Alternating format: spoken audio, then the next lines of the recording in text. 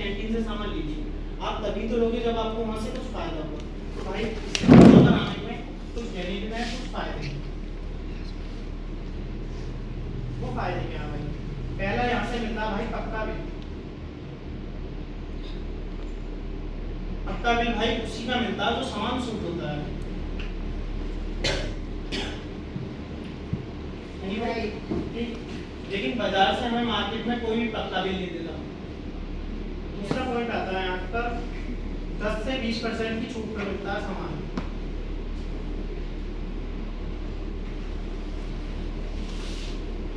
दस से 20% की छूट पर सामान मिलता है एमआरपी की। भाई हम मार्केट से अगर 10 का सामान लाते हैं उस पर 10 की एमआरपी होगी तो वो हमें 10 में ही देगा, 9 में नहीं देगा। लेकिन यहाँ पर 10 से 20% की छूट पर मिलता है, जहाँ की 10 का साबुन भी हमें 9 रुपए में मिलता है, मार्केट में हमें ये एमआरपी पे मिलता है। तीसरा पॉइंट आता है भाई यहाँ 100% स्वदेशी सामान।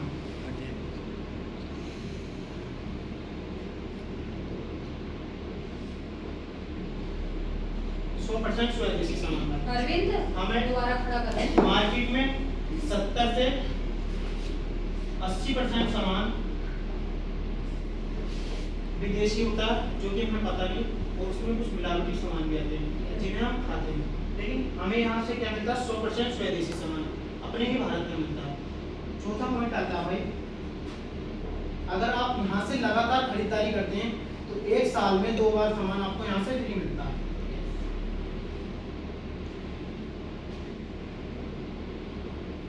लेकिन मार्केट में हमारी कोई ऐसी बाजार व्यवस्था नहीं है जहाँ की हमें फ्री मिले।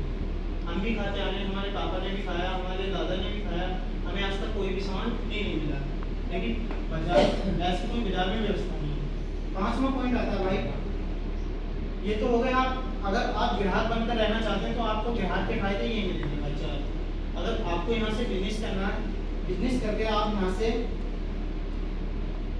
रॉयल्टी इनकम ले सकते हो।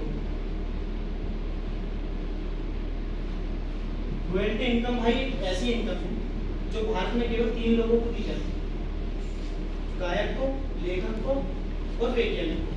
गायक ने कोई गाना गा दिया तो उसके घर में रॉयल्टी इनकम जाती है। मनोरंजन के लिए हम गाने सुनते हैं तो उसके घर में रॉयल्टी इनकम जाती है। कोई वैज्ञानिक है, किसी वैज्ञानिक ने बल्ब का आविष्कार कर दिया तो बल्ब तो हम जलाएंगे क्योंकि हमें चांदी की आवश्यकता होती है, ठीक, उसके घर में भी रॉयल्टी इनकम जाती है। अब लेखक है, किसी ने लेखक ने कोई कविता लिख दी या कोई कहानी लिख दी, हम उसे पढ़ेंगे अपने मनोरंजन के लिए या अपनी शिक्षा के लिए, एजुकेशन के लिए, तो उसके घर में भी भाई रॉयल्टी इनकम जाती है। यही रॉयल्टी इनकम होती है, जबकि मार्केट में हमें ऐसी कोई व्यवस्था नहीं मिलती। ये छठा इसका पॉइंट है, ये नॉमिनी टू नॉमिनी ट्रांसफर होती है भाई।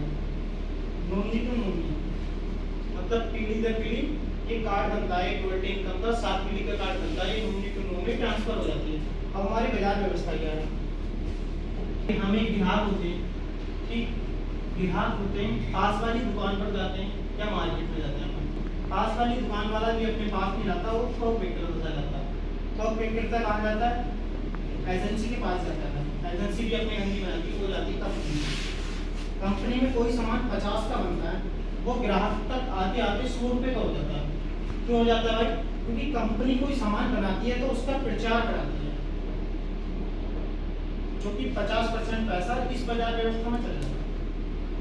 विराट कोहली को तो सभी जानते होंगे, विराट कोहली 600 रुपये की बोतल का केवल पानी पीता है। 600 रुपये का एक बोतल आती है, उसका 600 रुपये की बोतल का पानी पीता है। लेकिन उसने अभी चिप्स का ऐड करा था, क्या कभी लगता है आपको 20 रुपये वाला चिप्स खाता होगा? नहीं खाता होगा। तो यही हमारी आरसीएम कंपनी ने कहा कि इस वाली बाजार व्यवस्था को खत्म करो। मैं भी भीड़ से बाहर निकलती हूँ, ग्राहक से कहा, आप भी भीड़ से बाहर निकलो, तो डायरेक्ट संपर्क हमसे करो, सामान हमसे लो, ठीक। यहाँ से आपको क्या फायदा होगा? 5% पैसा तो आपका ट्रांसपोर्ट में काट लिया जाएगा। अब 2 से 45% पैसा एक सिस्टम के द्वारा, एक नेटवर्क के द्वारा सब्सिडी के तौर पर आप ग्राहक में ही बांट दिया जाएगा। इसी का नाम है RCM, राइट कॉन्सेप्ट मार्केटिंग। खरीदारी करने का सही तरीका या नया